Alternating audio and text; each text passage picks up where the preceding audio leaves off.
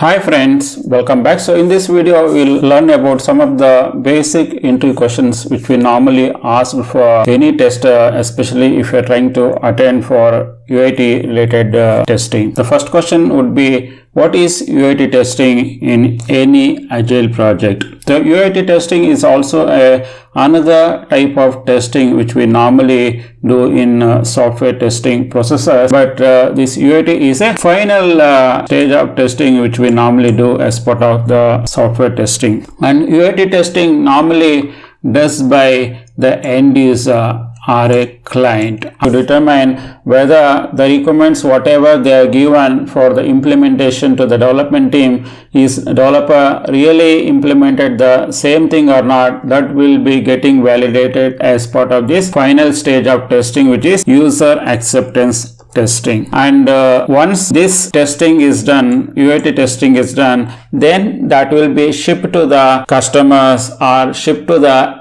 end users or to the market for further deployment so that it can go live for public usage of that application. Next question is, why UAT testing is so important? The UAT testing is very important because all the requirements or business cases for a given application is being provided by the business people. When business people gives the requirements or use cases, and developers and testers are developed and tested based on the requirements which they given by these people. But there is no guarantee that whatever the business people they are given the requirements or use cases is been implemented accordingly or not. That will be required to be get validated by the same people, business people who are given the use cases or user story. But final validation, if they are done by the business people itself, whoever given the requirements, then that becomes very crucial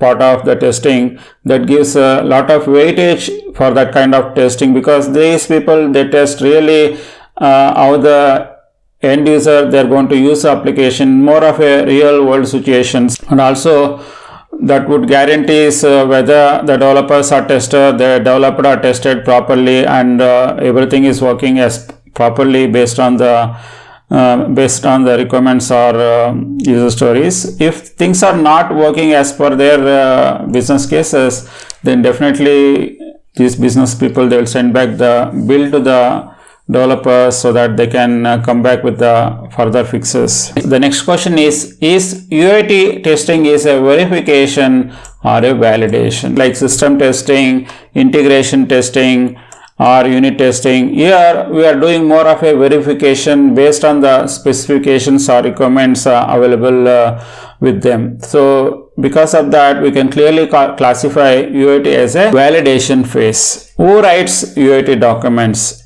UAT documents are normally written by the business users or a business user testers. Here is UAT before or after QA? When basically UAT will be done is UAT can be done parallel along with the QA activity. Normally UAT cannot be performed before QA, because the purpose of UAT is to ensure that once the dev and QA work is done, then the final validations will be done by UAT team, not before the QA. The UAT done after QA is performed. That is the answer. And also UAT testing will be done on the production like environment. That is a key aspect here. The next question is, what kind of skill sets required in order to perform UAT testing? You should be very strong in technical skills, and also you should have a good understanding or good knowledge on databases and SQL queries, and you should have a comfortable knowledge on complete software development life cycle, plus testing processes also you should be having in order to take up the UAT testing work. And also you should be a good problem solver or analytical skills also you should have it in order to take up any UAT testing role. These are some of the key skills you will be required to take up these activities. And what comes after UAT? So okay, we have completed UAT testing. What happens after UAT? That is the question here. After UAT executions is over, after our testing is done, if everything goes well, there is no defects are there, then we can go and release the product to the customer. It is a time to where the end users will sign off that user acceptance testing. That guarantees that they can put it into the production for a go live. And the sign off whatever we are providing as part of UAT testing, that gives a signal to the customer that the customer can go and deploy that application or build into the production phases for many users there.